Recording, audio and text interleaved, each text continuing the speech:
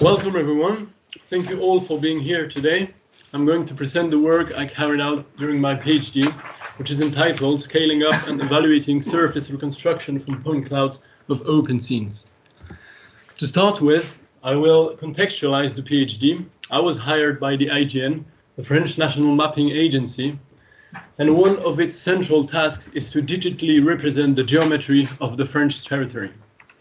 And for a number of years, the standard tools to do that were the well-known digital surface models, but they're not very well suited to represent very complex geometries, because as it's only in 2.5D, there is only one Z value per pixel, so you can't map vertical surfaces just like building facades or overhangs, which you can find in bridges. Triangle meshes, in contrast, enable to encapsulate the full complexity of the 3D world, but when it comes to mapping large open scenes, we have to make sure that the algorithms can cope with the many occlusions and the various structures that open scenes typically contain.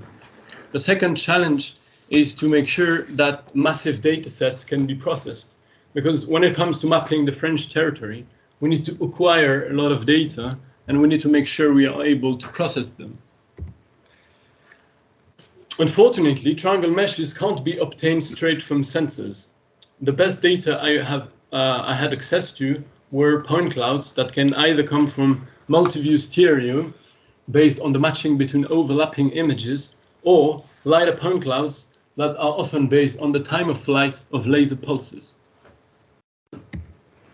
The fact that I had access to point clouds and that my goal was to produce triangle meshes explains why I worked on surface reconstruction, which is the task of producing the digital and continuous model that best approximates an underlying shape induced by a set of points. But most of my illustrations are in 2D because it makes things a lot easier to visualize. My objective was to build triangle meshes that are watertight and that represent large open scenes. Watertightness is a very important property of surfaces, especially when it comes to visualize, because we don't want to see holes in the surface, we don't want to see what's in the background. And also, when trying to simulate a flood, the propagation of an electromagnetic signal, or intervisibility, we need to make sure that the surface is definitely watertight. And one way of doing it is to segment space as whether it belongs to free space or to an object. And by defining the surface as the interface between empty space and full one, we can make sure that the resulting surface is definitely watertight. When trying to reconstruct open scenes, this definition is not completely adapted. So I propose to soften it, and I will now call hard watertightness the property of not having any boundary. So for example, this surface is not watertight because of the boundary materialized by the two red dots. When mapping open scenes, the red piece of surface down there does not have any significant meaning because open scenes are by definition not closed. So I will call soft watertightness the property of a surface that has a boundary that intersects the domain of the frontier of a domain that can be, for example, the bounding box. And I believe this definition is a lot more suited to open scenes. So here we will allow a surface to intersect the domain of a bounding box. Before diving into the core of the presentation, I'm first gonna sum up the different contributions of my PhD. To tackle scaling up surface reconstruction, I proposed an end-to-end distributed algorithm that ties the input point clouds, segments space between occupied and free space, and does that in parallel. And finally, extracts the corresponding surface, which is by definition watertight. I also tackled the evaluation of surface reconstruction, and I proposed two different evaluation protocols that come with the definition of new metrics that enable to assess surface reconstruction at different scales and using both synthetic data and real data. Here's the outline. I'm going to start with presenting my work on distributing surface reconstruction before going to the assessment of surface reconstruction. So, watertight surface reconstruction has now become quite a standard task in the computer graphics community because several methods have been proposed to solve this problem.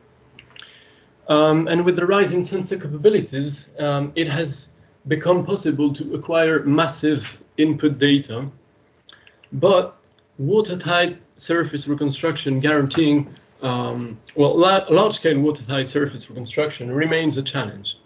An obvious solution would be to tile the input point cloud and separately process each one of them, but it does not necessarily end up with a watertight surface because it might not be consistent between the adjacent tiles. So in fact, only two methods tackle the specific case of large-scale reconstruction. And the first one is a parallel version of Poisson, which does guarantee watertightness, but is not really suited to urban environments, which we are interested into, because it fails at preserving sharp edges and often come up with very rounded surfaces. The second contribution, which is a lot more recent, tackles the specific case of urban reconstruction by tiling the point clouds and optimizing the location of the boundary in zones of low complexity, for example, in streets.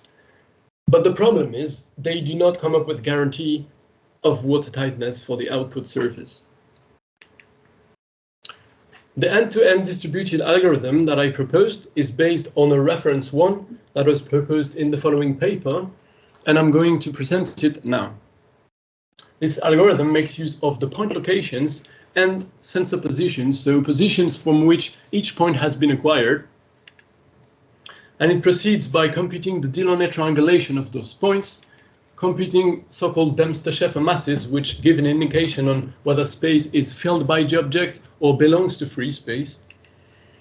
And we then carry out a labeling optimization in order to label each triangle as whether it belongs to free space or to the object. And if we do that for the whole triangulation, then, as I said, the surface can be easily extracted as the interface between empty triangles and full ones, which guarantees watertightness. When it came to parallelizing this algorithm, the main bottleneck was the labeling optimization scheme, which was currently done by a graph cut optimization. And so that's what I focused on, and that's what my contribution is about. That's what I'm going to present now. Essentially, the main idea of the algorithm is to tile the point cloud into several chunks, compute the distributed Delaunay triangulation using the method and the data structure proposed in the following paper.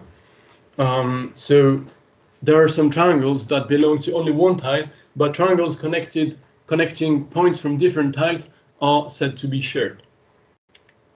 And then the last step is to actually carry out the full the volumetric segmentation in parallel, which guarantees that the surface is watertight. In order to label the triangles as empty or full, we optimize this energy function, which is made of two terms, a data term and a prior term. And this is typically done by using a graph cut optimization scheme, which consists in computing the dual graph of the energy of the triangulation in order to map the energy on the graph. And in order to distribute this computation, we propose to duplicate the nodes at the interface between two tiles. So, for example, if there is one split in the triangulation, here in bold are the set of triangles that are going to be duplicated, resulting in two sub-triangulations. We need to adapt the edges weights in order for the sum of the sub-energies to be equal to the global energy of the whole triangulation. Additionally, we want the labels of the duplicated nodes to be the same in both subtriangulations. We don't want a triangle to be labeled inside in one triangulation and outside in another, because that would result in inconsistencies and watertightness might not be respected. So we incorporate this constraint into the energy function by using Lagrange multipliers, one for each duplicated node. And the good thing is we turned this constraint global optimization problem into a non-constraint one that we can express as the sum of sub-problems that we can solve independently on different nodes. So let's just summarize this idea. This global problem that we managed to cast into 4 different ones, for example, can be solved in parallel before we update the Lagrange multipliers that encourage labels from the duplicated nodes at the interface between 2 ties to agree, to be labeled in the same way. Then we can repeat the optimization scheme, and after a number of iterations, we reach the convergence of the labels, and we can then extract the surface corresponding to one single labeling of the whole triangulation. We wish the surface that's produced by the distributed algorithm to be the same as the one produced by the reference one. In other words, we don't want the split and the tiling to affect the resulting surface from the algorithm. And in order to check that, we computed the ratio between the energy associated to the distributed surface along iterations and the energy associated to the reference surface. And the good thing is, for several values of 2 different parameters, we always reach a convergence between the 2 energies, which indicate that the distributed surface and the reference one are of equal energy. Secondly, we carried out a strong scaling study in order to see how much time we save by increasing the size of our cluster while keeping the problem of the same size. So we particularly computed the strong scaling factor, which is the ratio between the time it takes for the computation to be executed on one core divided by n times the time it takes with n cores. And we wish this value to be as close to 1 as possible. And as you can see, it's not always the case, but the worst value we get is 0.6, so we're quite satisfied with that.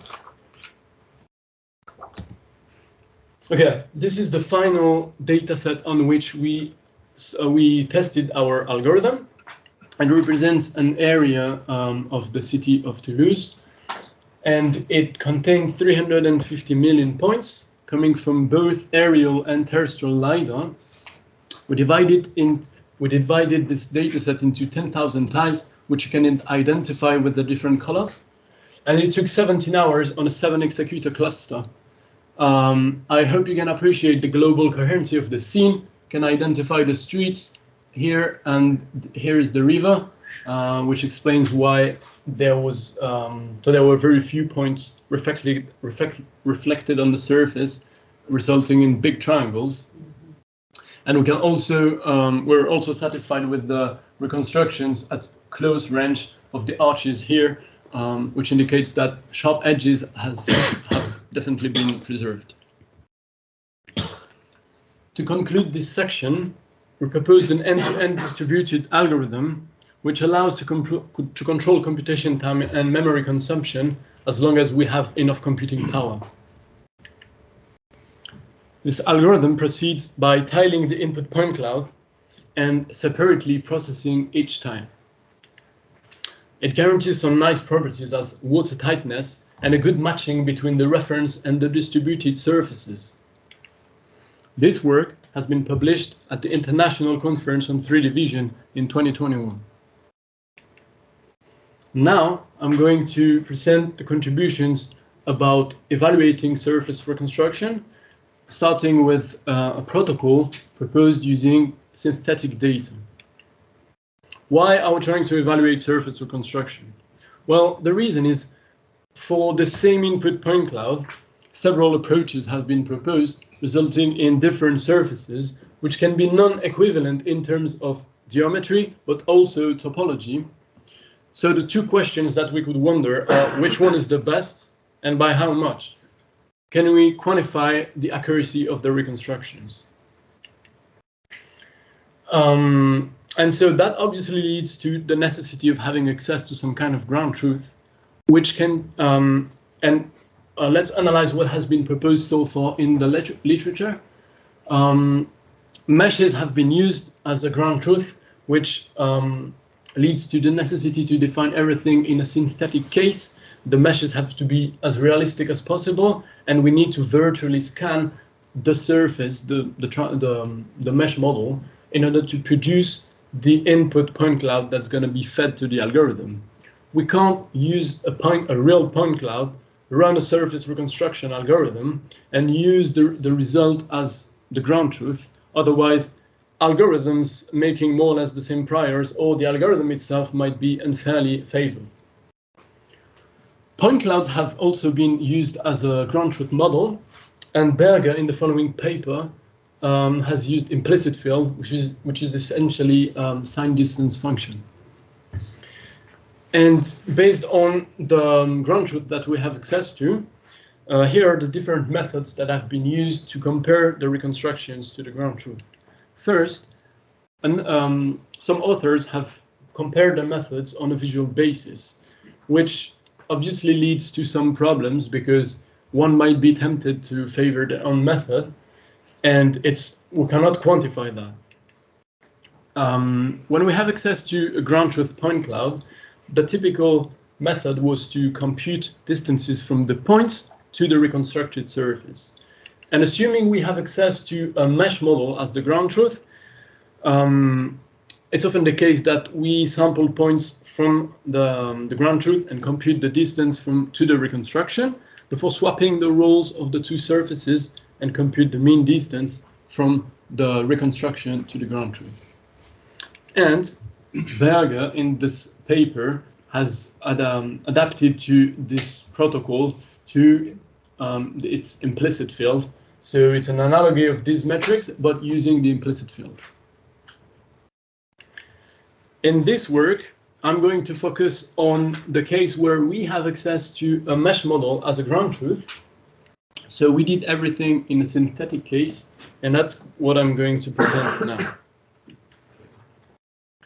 So, as I said, when we have access to a mesh model as the ground truth, the typical method was to sample points onto the surfaces and compute the distances between each of them. While it might sound reasonable to do that for closed objects, which can be scanned from different points of view, open scenes, in contrast, typically contain large occlusions. So, like here, for example. And so, if we apply the same method to open scenes, the errors are going to be dominated by the ones made in those low-density areas, because this is where the main mistakes are going to be made. And so, instead of assessing how well the reconstruction is near input data, we are only going to assess how well big holes have been filled. In order to overcome this issue, I propose to choose a given distance threshold, alpha, and compute the so-called reconstructible part of the ground truth, which is made of all the pieces of surface that lie less than alpha to at least one of the input point. And by applying the same process to the reconstructions, we can now compute what I suggest being the recall as a function of alpha, defined as the mean distance from the filtered ground truth to the reconstructions, and also the precision as a function of alpha as well as the mean distance from the reconstructions to the ground truth. Starting with a small value of alpha close to the average gap between 2 points, I suggest increasing the value of alpha until eventually taking into account the whole models.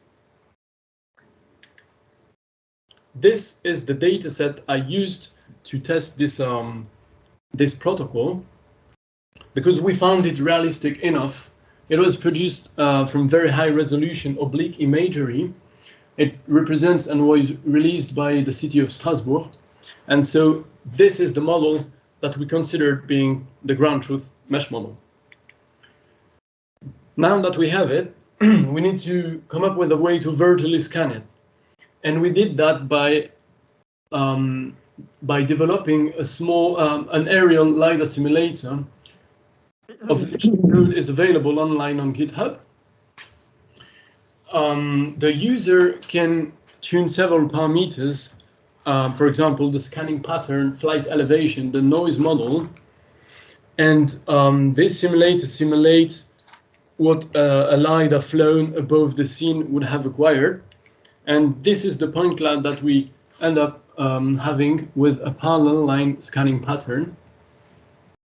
So these red dots represent the point cloud that we are going to feed to the reconstruction algorithms before assessing them. Here are the various methods that I tested to illustrate this protocol. We focused on methods that for which the code was available and that were easy to use and that were suited to reconstruct open scenes. So Poisson reconstruction has been used using two boundary conditions, one enforcing hard water tightness and the other one enforcing soft water tightness.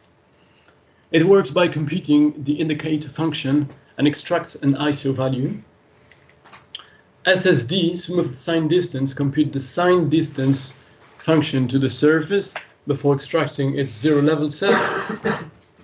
Robust and efficient surface reconstruction works by segmenting the tetrahedra of the Delaunay triangulation of the input samples in order to labelize them between empty and full before extracting the surface at the interface of the two types of triangle. Watertight mesh generation with uncertainties works more or less the same way, but additionally provides a confidence measure on the extracted triangles. And finally, point set structuring also does the volumetric segmentation, but after having computed some primitives and having resampled the resulting structures. So as an example, here are some reconstructions of Poisson and watertight mesh generation with uncertainties compared to the ground truth that has been used. As the two metrics, precision and recall, are defined as a function of alpha, what we end up having are curves that represent the precision at small for small values of alpha and high values of alpha. Small values correspond to the accuracy of the reconstructions near input samples, while high values correspond to the capacity of the algorithm to fill holes. And we can observe different behaviors depending on the value of alpha. So that validates the fact that some methods might be better at close range, but worse at a larger scale. But overall, as these represent distances, the smaller the better. So actually the purple curve is the best, no matter the scale and no matter the metric. To conclude this section, evaluating surface reconstruction is hard because we have to measure robustness to noise, outliers, and the capacity to fill holes, which are different problems, and it might be hard to split them. And at least our protocol gives an answer to that. The main limitation of this protocol is that it makes use of synthetic data, which can be expensive to obtain, especially if we want to have some realistic meshes. It still uses an algorithm, so methods making more or less the same priors might be unfairly favored. And there is actually no guarantee that evaluating surface reconstruction in a synthetic case is the same as evaluating it on real data. And this work has been published at the ISPRS Journal of Photogrammetry and Remote Sensing. Let's now move on to the last part. I'm going to present the protocol I defined to assess surface reconstruction using real data. And by real data, I mean data acquired by real sensors in the physical world. What we propose is a protocol that evaluates surface reconstruction using an input point cloud, the one that's going to be fed to the algorithms, and a high quality one with sensor positions that has a better coverage and a higher density than the input point cloud. How did we do that? Well, we used a stationary LiDAR that we, in order to map several environments, one of which being the one represented here on the right. And as you can see, in the dark hours of COVID, I did some experimental work to produce the data sets necessary to implement the protocol. So we proceeded by sampling points from 5 different positions, and 01 to 04 being the 4 vertices of a regular tetrahedron, and 05 being its center of mass. We defined the high quality point cloud as the union of all 5 point clouds, while the input point cloud is going to be a subsampled version of the point cloud acquired from 05. This way, we guarantee that the high quality point cloud has a better coverage because it has been acquired from more positions, and also it has a higher density because we downsampled P05 in order to produce the input point cloud. Why is it so important to use sensor positions? Well, let's focus on the following situation where a real surface has been reconstructed this way by an algorithm, and that the blue dots represent the high quality point cloud that we have access to. If we were just to use the point locations to assess how well the reconstruction is, while it might sound reasonable to compute the distance from the points to the mesh, we can't really compute the distance from the mesh to the points. Otherwise, we're going to penalize the pieces of surface that are correct but lie far from input from high quality points. If we make use of sensor positions from which each point has been acquired, we can identify a lot more pieces of surfaces as being wrong.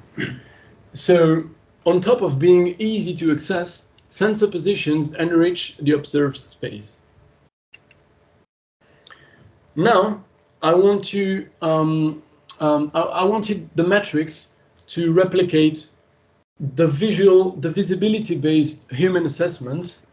And as an example, I would like them to be able to distinguish between those 4 cases which would be evaluated in the same way by a basic point-to-mesh distance approach. So indeed, in each of these situations, there is a piece of reconstructed surface which lies very close to the high quality point, so they would all be evaluated in the same way. But I believe these 4 cases correspond to 3 completely different scenarios, and I'm gonna detail them individually.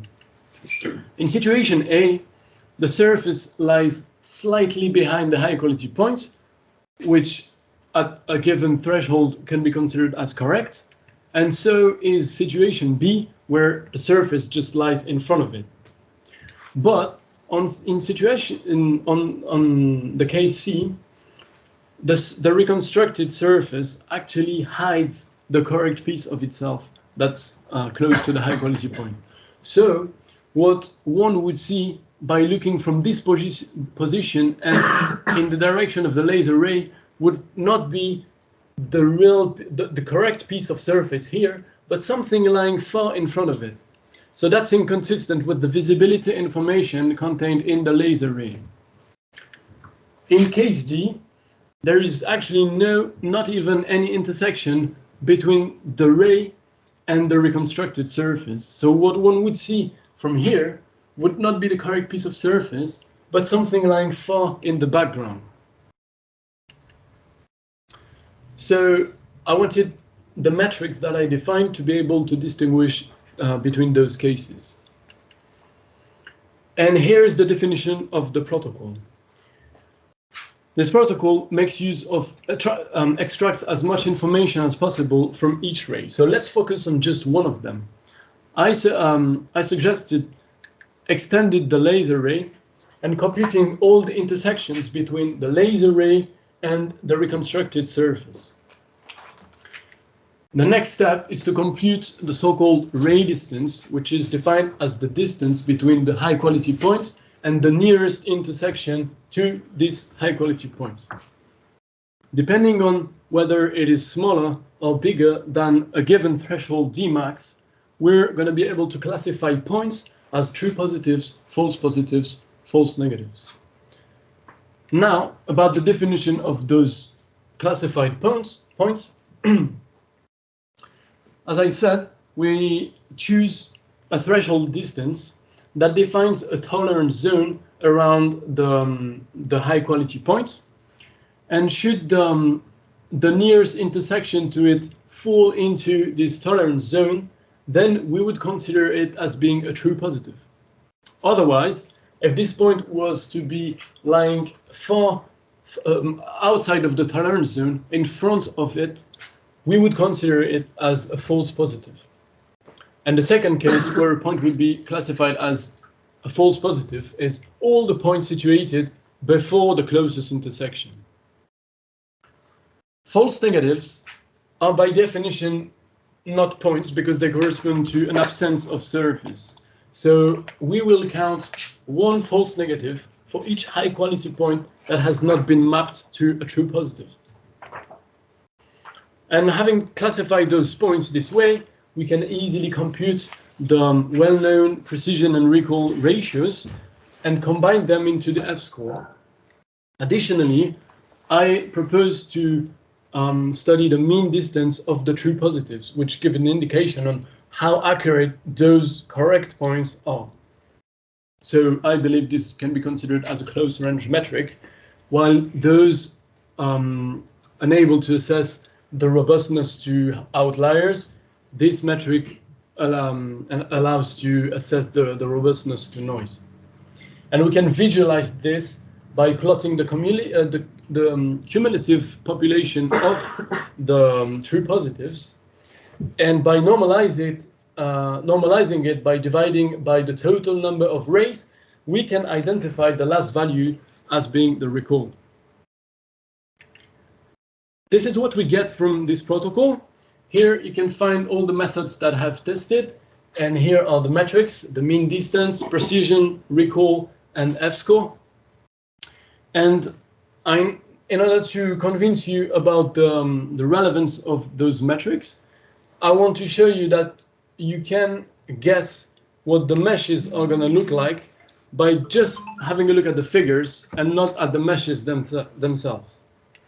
So let's analyze the reconstruction of Poisson compared to the method that performed best in green. As you can see, Poisson achieved quite a bad performance on the mean distance, so the close range metric, but overall, it seems like the precision ratio is quite good because it's actually the third performance. So what we could assume is that while the surface is globally coherent with the real surface, the details have not been recovered because the metrics that assess how well details are reconstructed is quite high. And here's what it looks like. We can indeed identify the main structure of the scene.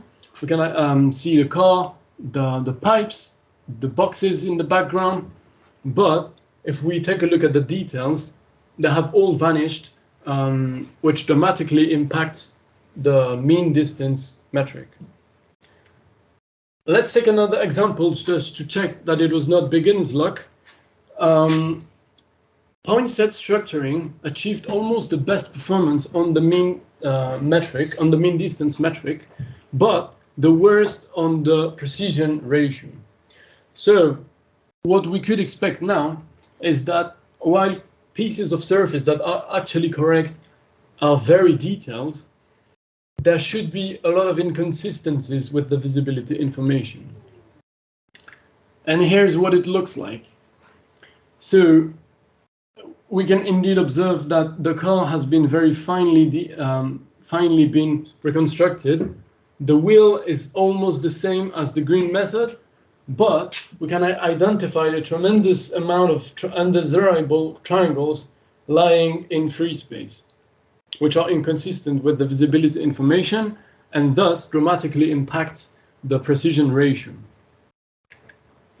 So to conclude this section, this protocol only requires having access to easily accessible data, but you need to make sure you have a low quality data set and a high quality one with sensor positions.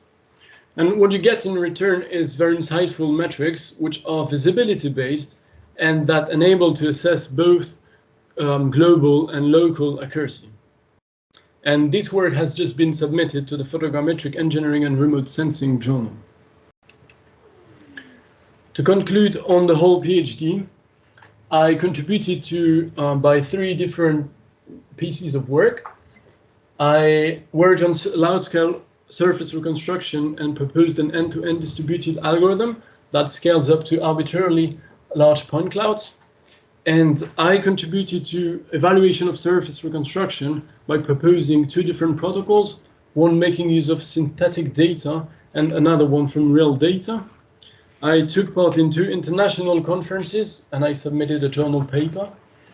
And during the last year of my PhD, I got the opportunity to work for the Ordnance Survey, which is the British National Mapping Agency.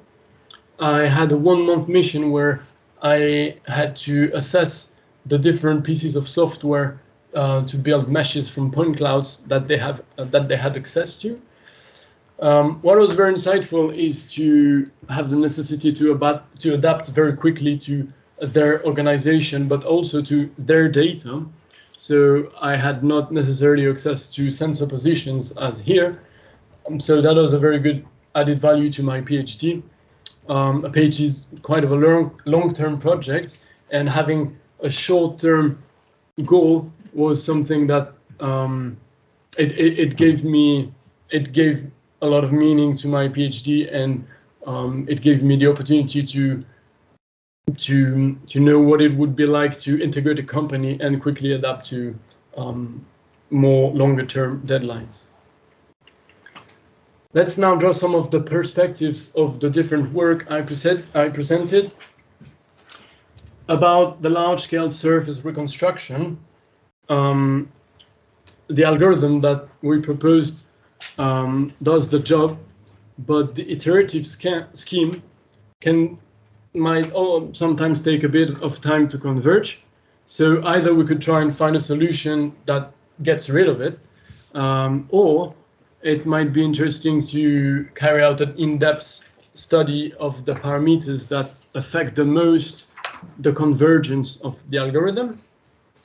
About the evaluation, we are quite satisfied with the protocols, especially the one making use of real data, but another task would then be to find the right setup for this protocol. Like, do we need to use 3 different point clouds? Do we need to use 5? Do we need to downsample the point clouds? Does it change something? And about the protocol using synthetic data, as I said, we need this data set to be as realistic as possible. So the last question that we could ask ourselves is, can we quantify what being realistic is about? Thank you very much.